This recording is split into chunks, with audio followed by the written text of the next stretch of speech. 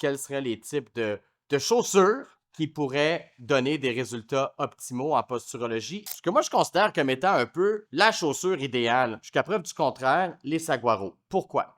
Ici, on est en présence d'une petite botte saguaro et on est sur une semelle très mince, 3 mm maximum. Deux, cette semelle-là, pour ce qui en est, elle est quand même dure, donc on ressent le sol. Troisièmement, il y a, mais aucun support d'arche. On est dans une semelle tout à fait plate.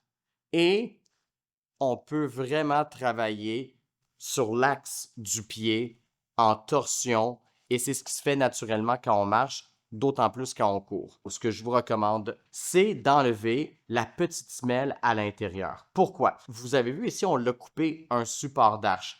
Tout petit, très flexible, mais qui en soi, on l'a testé, perturbe le système postural. De par la sensibilité des récepteurs cutanés au niveau de l'arche, cette petite semelle-là, qui est un peu molle, il faut l'enlever en fait au complet parce que le pied sur la semelle, même une fois qu'on a enlevé le support d'arche, c'est souvent suffisant pour déséquilibrer le système postural. Ça crée trop d'instabilité, ce qui est vraiment très important à dire et ce qui est très différent des saguaros par rapport à d'autres chaussures dites minimalistes. C'est vraiment l'espace pour les orteils sur les saguaros, il est plus large. Ça fait une différence énorme sur le rendement, sur les résultats. On vous recommande officiellement des saguaros